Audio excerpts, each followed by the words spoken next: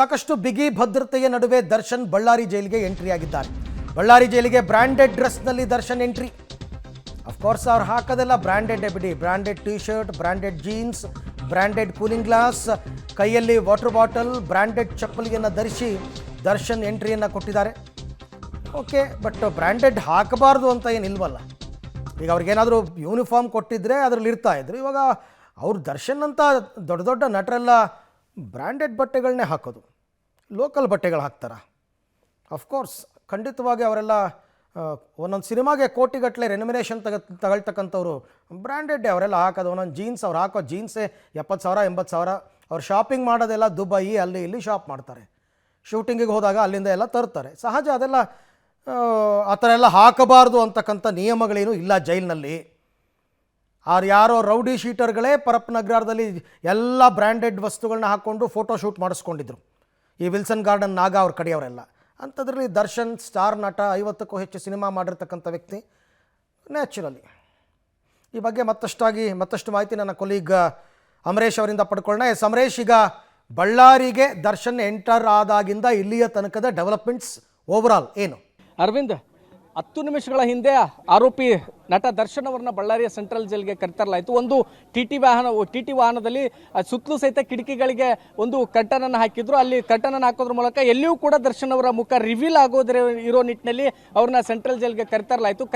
ಕರೆ ತಂದ ನಂತರದಲ್ಲಿ ಒಂದಿಷ್ಟು ರಿಜಿಸ್ಟ್ರೇಷನ್ ಮೇಂಟೈನ್ ಮಾಡೋದೇನಿರುತ್ತೆ ಅದನ್ನು ರಿಜಿಸ್ಟ್ರೇಷನ್ ಕೂಡ ಅಂದರೆ ಮೇಂಟೈನ್ ಮಾಡಿದ್ರು. ರಿಜಿಸ್ಟ್ರೇಷನ್ ಸೈನ್ ಮಾಡೋದ್ರ ನಂತರದಲ್ಲಿ ದರ್ಶನ್ ಅವರು ನೇರವಾಗಿ ಜೈಲಿನ ಒಳಗಡೆ ಹೋದ್ರು. ಒಳಗಡೆ ಹೋದ ನಂತರದಲ್ಲಿ ಜೈಲಿನಲ್ಲಿರ್ತಕ್ಕಂಥ ಒಂದಿಷ್ಟು ಪ್ರೊಸೀಜರ್ಗಳೇನಿರುತ್ತೆ ಅದೆಲ್ಲವೂ ಕೂಡ ಈಗ ಪ್ರಕ್ರಿಯೆಗಳು ನಡೀತಾ ಇದ್ದಾವೆ. ಯಾಕಂದ್ರೆ ಜೈಲಿನ ಒಳಗಡೆ ಹೋದಂಥ ಸಂದರ್ಭದಲ್ಲಿ ಆರಂಭದಲ್ಲಿ ಅವರ ಆರೋಗ್ಯ ತಪಾಸಣೆಯನ್ನು ಮಾಡಲಾಗುತ್ತೆ. ಆರೋಗ್ಯ ತಪಾಸಣೆಯಲ್ಲಿ ಸ್ಟೇಬಲ್ ಆಗಿದ್ರೆ ಅವರ ನಂತರದಲ್ಲಿ ಏನೆಲ್ಲ ಅಂದರೆ ಖೈದಿ ನಂಬರನ್ನು ಕೊಟ್ಟ ನಂತರದಲ್ಲಿ ಅವ್ರನ್ನ ನೇರವಾಗಿ ಆ ಒಂದು ಸೆಲ್ಗೂ ಕೂಡ ಶಿಫ್ಟ್ ಮಾಡಲಾಗುತ್ತೆ. ಇದ್ರ ಭಾಗವಾಗಿಯೇ ಈಗ ಆ ರೀತಿಯ ಪ್ರೊಸೀಜರ್ಗಳು ಕೂಡ ನಡೀತದೆ. ಯಾಕಂದ್ರೆ ಇದೊಂದು ಹೈ ಪ್ರೊಫೈಲ್ ಕೇಸ್ ಆಗಿರೋದ್ರಿಂದ ಪರಪ್ಪನ ಅಗ್ರಹಾರ ಜೈಲಿನಲ್ಲಿ ಒಂದಿಷ್ಟು ಎಡವಟ್ಟುಗಳಾಗಿತ್ತು. ಅದೇ ಕಾರಣಕ್ಕೋಸ್ಕರ ದರ್ಶನ್ ಅವ್ರನ್ನ ಇದೀಗ ಬಳ್ಳಾರಿಯ ಸೆಂಟ್ರಲ್ ಜೈಲ್ಗೆ ಶಿಫ್ಟ್ ಮಾಡಲಾಗಿದೆ.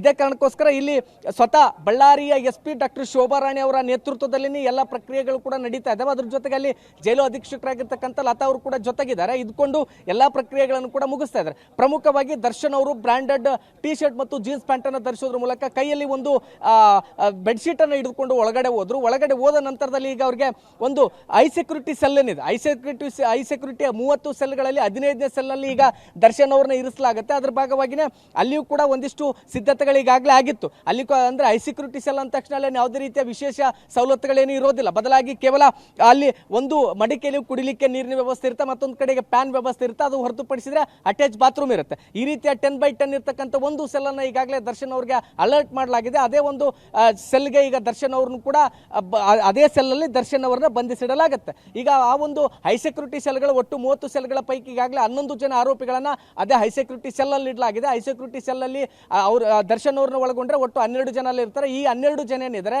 ಬೇರೆ ಬ್ಯಾರಕ್ ನಲ್ಲಿ ಇರ್ತಕ್ಕಂಥ ಬಳ್ಳಾರಿ ಸೆಂಟ್ರಲ್ ಜೈಲಿನ 385 ಕೈದಿಗಳ ಜೊತೆಗೆ ಸಂಪರ್ಕ ಸಾಧಿಸಲಿಕ್ಕೆ ಸಾಧ್ಯನೇ ಇಲ್ಲ.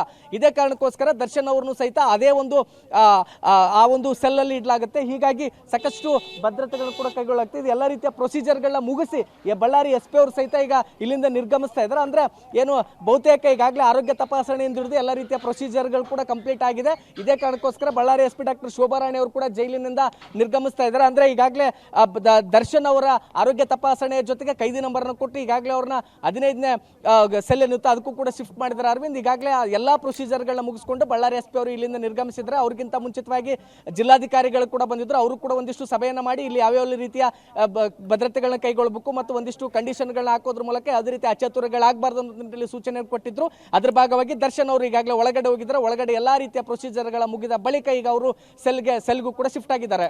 ಅರವಿಂದ್.